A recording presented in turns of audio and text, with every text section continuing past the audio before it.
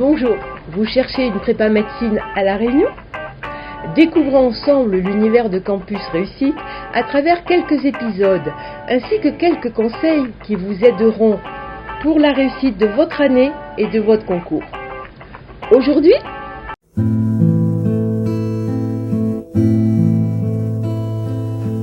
durant l'année, c'est sûr que c'est un concours à la PACES. La concurrence va se former. Il y aura entre nous à la prépa, il y aura des gens qui voudront faire meilleur que d'autres, qui voudront être meilleurs, qui critiqueront certains. Passons ces détails-là.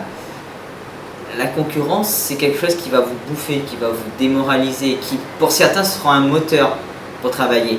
Alors c'est vrai que quand on arrive à campus ou dans n'importe quelle autre prépa, ou même à la fac, on se rend compte qu'il y a beaucoup de personnes. Et on se dit, moi par exemple, comme j'avais été pas très bon, enfin c'était pas mauvais non plus, mais j'étais pas très bon au lycée, et je me suis dit peut-être que les gens qui sont autour de moi sont beaucoup plus forts, ils sont beaucoup plus intelligents. Quand on voit des personnes qui ont eu 20 au bac, qui ont eu félicitations du jury, qui ont eu une photo avec le préfet en première page du journal, ça fait vraiment très peur.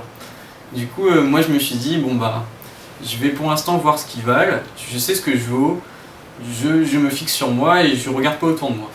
Mais en final, je me suis rendu compte que les personnes qui sont autour de moi, elles sont comme moi, elles travaillent, elles font attention à ce qu'elles font, et elles ont un rythme, et au final, j'étais pas plus bête qu'eux, c'est juste que je travaillais pas.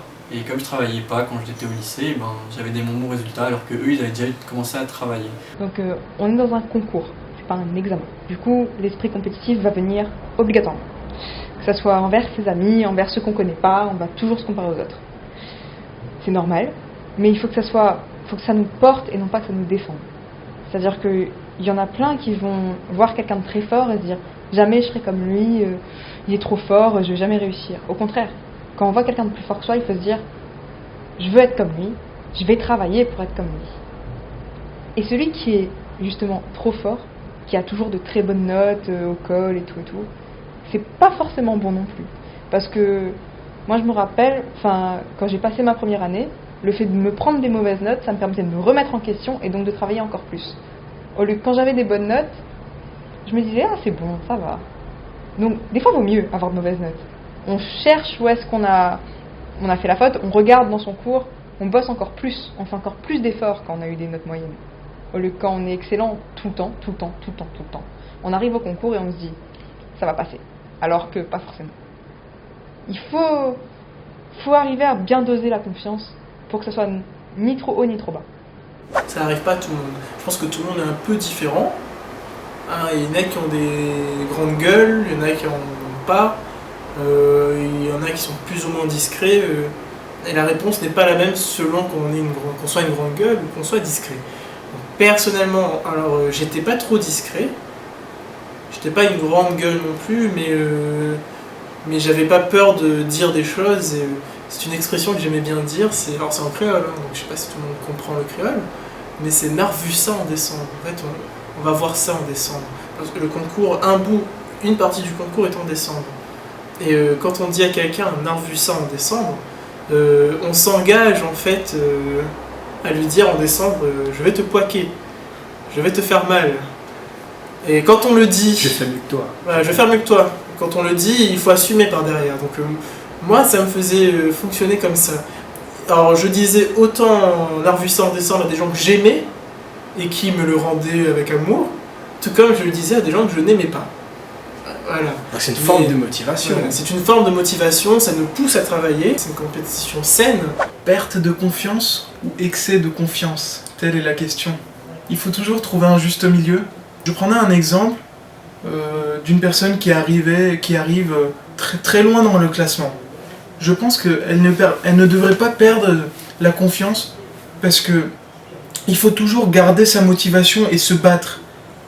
Ni inversement, avoir un excès de confiance, toujours arriver premier, deuxième, troisième.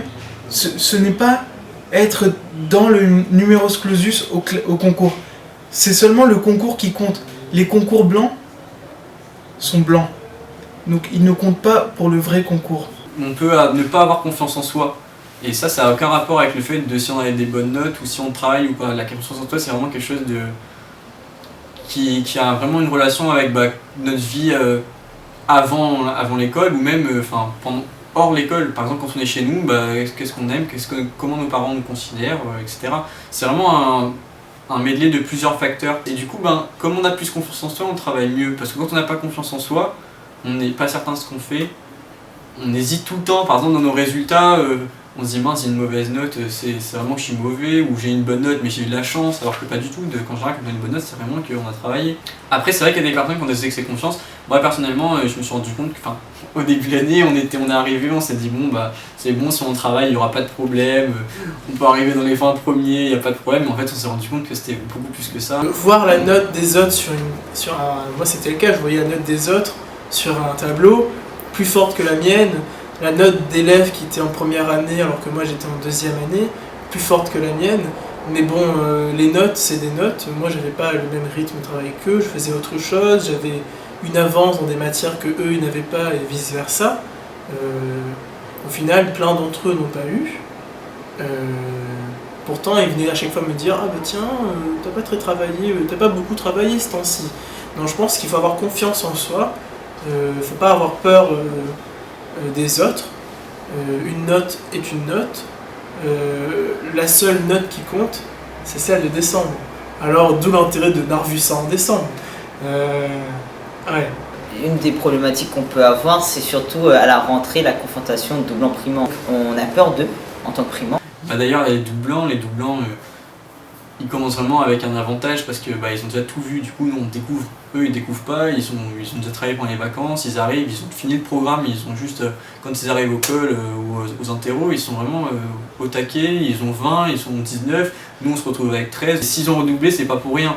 C'est que peut-être qu'ils avaient mal travaillé ou ils avaient eu des problèmes. Donc, on dit qu'on a autant de chance qu'eux. C'est pas parce qu'on est primant qu'on aura moins de chance. Alors, c'est sûr que quand on est doublant, on a vraiment un avantage, mais si on est primant et qu'on fait abstraction de cet avantage-là, tout passe. Vraiment, il faut vraiment pas faire attention aux doublants. À la prépa, nous, on a l'avantage que lorsqu'on a on a une classe de doublants primants, au final, lorsqu'ils vont faire des TD, qui sont en groupe, ils vont le faire doublant et primant dans un groupe. Donc c'est de l'entraide, ça signifie que cette confrontation-là, cette peur du primant face au doublant, et inversement des doublants face au primant, elle va se résoudre au fur et à mesure lorsqu'ils vont partager des choses ensemble en cours. Ils sont super gentils, surtout dans la prépa, ils nous aident, etc. Ils font pas comme s'ils restent pas entre eux. Du coup, ils sont là pour nous aider aussi. Il faut pas vraiment avoir peur d'eux, il faut pas être intimidé par eux, parce que eux aussi, des fois, ils ont des manques de confiance en eux, alors qu'ils sont très forts. On est tous humains, c'est pas parce que quelqu'un a redoublé qu'il est moins intelligent que toi ou qu'il est plus intelligent que toi. Ça veut vraiment rien dire qu'il a eu des problèmes, etc. Ça signifie que les doublants vont quand même arriver un peu au départ vers les primants en leur disant oui, vous voyez, c'était comme ça. Et vous, primants, essayez directement d'aller voir les doublants, ils vont pas vous manger. Faut pas croire. C'est vrai qu'ils ont l'air occupés parce qu'ils savent ce qu'il faut faire, ce qu'il faut pas faire, et ils veulent pas perdre de temps. Ils vont gagner plus de temps, maximiser, mais avancer avec eux. C'est ce que nous, à la prépa, on voit et c'est ce qu'on fait. Du coup, moi, personnellement, quand j'ai pas confiance en moi, je vais voir mes amis, je leur dis je vous explique ce qui se passe, etc. Je suis stressé, etc. Et ils ont toujours une solution pour nous parce que eux aussi ils sont dans ces situations-là à des moments différents. Du coup, ce qui est bien, que comme on est à la prépa, on est plusieurs, et on est tous là pour s'entraider. Et du coup, maintenant, on a tous une sorte de confiance, mais saine, parce qu'on se dit là, si on ne travaille pas, c'est sûr qu'on va pas l'avoir, mais si on travaille et qu'on fait attention, on va l'avoir. On a la chance ici à la prépa. On défend une cause qui est importante, c'est que on peut s'aider, on peut s'entraider. Il y a déjà suffisamment de compétition durant le concours, pas besoin de s'entretuer directement ici, dans la prépa. Il faut juste qu'on avance ensemble, en petits groupes, en un groupe un peu plus grand. En PACES, il faut se battre contre les autres, un petit peu. Mais surtout, il faut se battre contre soi-même. Il faut pousser ses limites à bout et toujours être au maximum de soi-même pour avoir les meilleurs résultats possibles. Pour tout renseignement, je vous attends à Campus Réussite. Nous croyons en votre succès grâce à votre travail.